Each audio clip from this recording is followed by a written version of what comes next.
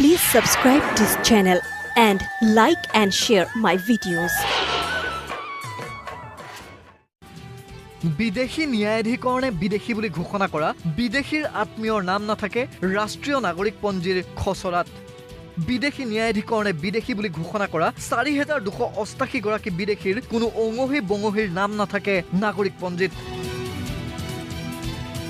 ঘোষিত বিদেশীৰ কোনো আত্মীয়ৰ নাম এনআৰচিত অন্তৰ্ভুক্ত নকৰিবলৈ এনআৰচিৰ মুখ্য সমন্বয়ক প্ৰতীক হাজেলাই সকলো জিলাৰ উপায়ুক্তলৈ নিৰ্দেশ দিছে।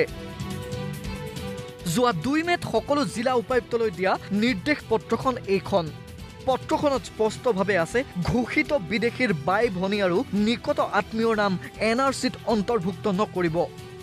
এই নিৰ্দেশ কাৰ্যকৰী হলে 4288 গৰাকীৰ আত্মীয় যদি 10 জনকৈও থাকে তেন্তে প্ৰায় 42000 মানুহৰ নাম এনআৰচিৰ পৰা কাট খাব। সমান্তৰালভাৱে ৰাজ্যৰ 100খন বিদেশী ন্যায়াধিকৰণত চলি আছে প্ৰায় 2 লাখ গোচৰ। এই 2 লাখ মানুহৰ নামো অন্তৰ্ভুক্ত নহয় এনআৰচিত।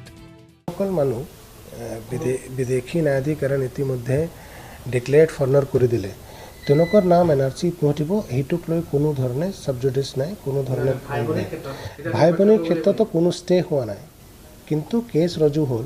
সেইকাৰণে তাৰ ওপৰত ইয়াতকৈ বেছি কমেণ্ট দিয়া সম্ভৱ নহয়, কিন্তু ষ্টে হোৱা নাই। এনআৰচিৰ মুখ্য সমন্বয়ক হাজেলাৰ এই নিৰ্দেশক প্ৰত্যাহ্বান জনাই গুৱাহাটী উচ্চ ন্যায়ালয়ত গোচৰ তৰিছে আজিজুল হক নামৰ এজন ব্যক্তিয়ে। 21 জুনত হ'ব শুনানি। আদালতে ৰায় দিয়াৰ এসপ্তাহৰ পিছতেই অৰ্থাৎ 30 জুনত প্ৰকাশ পাব এনআৰচিৰ সম্পূৰ্ণ খচৰা।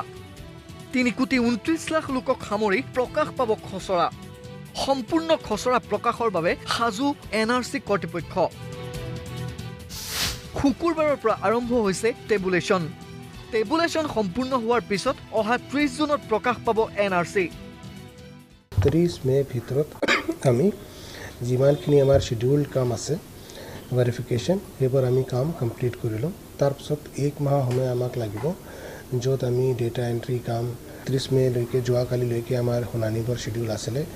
কিছুমান মানুহ জেনুইন ৰিজনৰ কাৰণে উপস্থিত হ'ব নোৱাৰিলে, সেইবিলাকৰ কাৰণে আমি নতুন এটা ডেট ধাৰ্য কৰি তেওঁৰ শুনানি সম্পূৰ্ণ কৰিব লাগিব।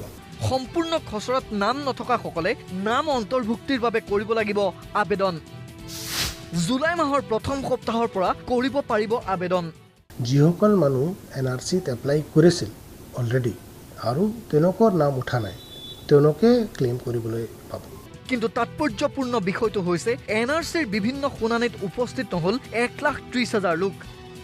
কিয় শুনানিত উপস্থিত নহল সেই 1,30,000 লোক? কেমেৰা পাৰ্চন হৃদয়ৰ সৈতে প্ৰাঞ্জল বৰা, ৰিপৰ্ট প্ৰতিদিন টাইম।